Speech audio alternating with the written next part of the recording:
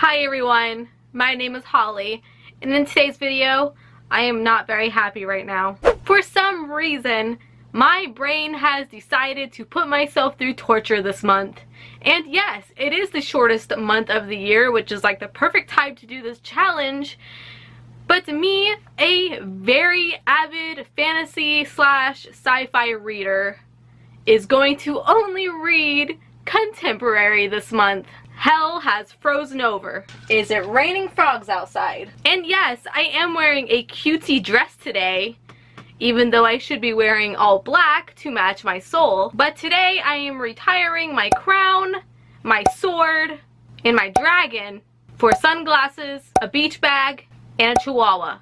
It is not a happy day. So you know what? Let's go ahead and go up to my contemporary shelf. Yes, I do have a contemporary shelf. And let's see what I'm working with. Well, first let me grab my duster because there are sure going to be dust bunnies up there. Alright, so here is my very dusty contemporary section, and I have it stacked in this far corner away from like everything right here. So we have 3 whole stacks besides Carry On, ignore that, full of contemporary that I can choose from. Now, I do have an idea of what I want to pick, so I'm going to do that, and I will see you in like a second. Alright, so I have chosen 5 contemporaries to read this month. Yes, I might read more than that, but 5 is a nice safe number, and I'm pretty sure I can get through all of these, and if I do end up reading more, then you will find out in my February wrap-up. God, just touching these is just burning my soul. So the first book I'm going to read is Fangirl by Rainbow Rowell. Yes, I have not read this extremely hyped book. By the way, I tried my best to pick hyped books, and this book, it has almost 500,000 reviews with a 4.3 average rating. So I have high hopes. Please. So I have only read one other book by Rainbow Rowell, and that was Eleanor and Park, and of course I thought it was just okay, like always. So in this very pink book, we are following our main character, Kath, through her freshman year at the University of Nebraska, along with her much more outgoing identical twin, Ren. But unfortunately, Kath is having a very hard time adjusting to college. But thanks to her writing a fan fiction of a dedicated series that follows the adventures of Simon and Baz, she manages to disappear. Do you guys know how hard it is to summarize the synopsis of these books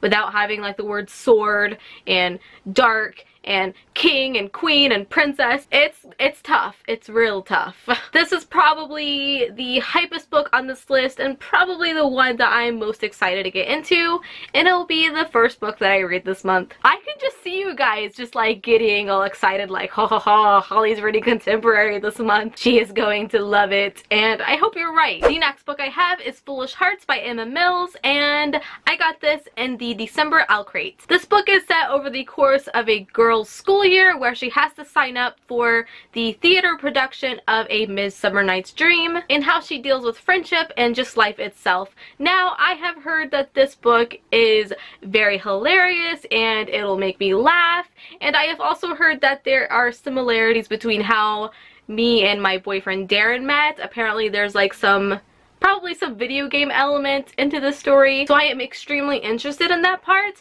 I have not read an Emma Mills book. I do own her 2 other books as well, and I really have high hopes for this one. I've heard that the characters are really just lovable and really relatable as well, and I can't wait to see if that is true. Am I actually getting excited for contemporary?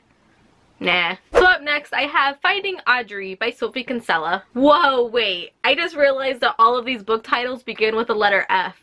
This was totally not intentional, I swear. Hopefully that doesn't relate to like the grading scale. F. So this story follows a girl named Audrey, a 15-year-old girl who is struggling with anxiety disorder after an experience with bullying, which has also led her to go to therapy. So now she just stays at home and interferes with her family and her therapist while she tries to gain back her confidence. I feel like I'm going to get through this book extremely quickly, and that's why I'm hoping to add more books to this TBR, because look how short this is.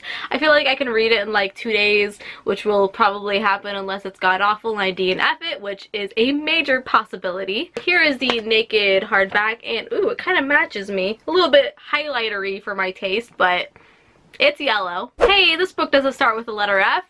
So next I have The Way Back to You by Michelle Andrini and Mindy Scott. I love this cover, by the way. I think it just looks so adventurous, and this is probably my second most excited book on this list. I can't wait to get into this one, actually. This TBR is changing me. So this book, I feel like it just might get to me, because just reading the synopsis actually makes me really sad. So I'm going into this with a heart of steel. So the story follows a girl named Cloudy, and her best friend unfortunately passes away, and her best friend was an organ donor. So Cloudy and a boy named Kyle end up going on a road trip to visit the organ recipients so that Cloudy can find glimpses of her best friend. This is a story about our main character's journey through sorrow and grief, and again, this one's gonna hit me in the feels. I just know it. And I'm very interested to see how I like it. That sounded really heartless,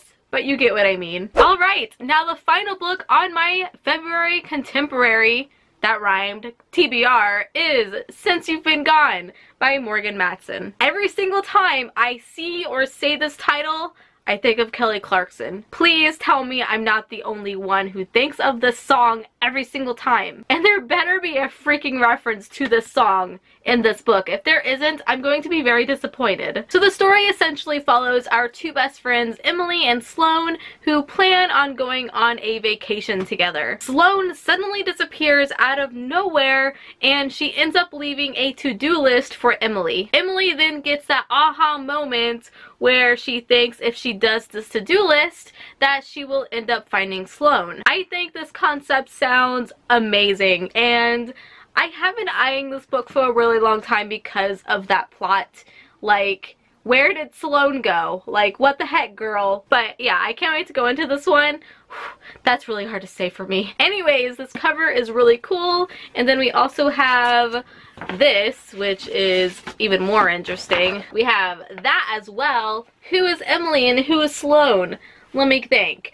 I think Sloane is this right here. This is Sloane right here because she's in the back. She doesn't know how to eat an ice cream cone. Just leave me alone, okay? I don't know what I'm doing right now. Alright, so that is it for my February TBR. I really hope you guys enjoyed my misery, and I hope you enjoy my misery throughout the month. If you follow me on Goodreads, or if you follow me on Instagram, at Holly Hearts Books. I'm sure I'll be updating everyone in my stories. Anyways, go ahead and give this video a thumbs up, subscribe if you haven't, and until we meet again, happy reading.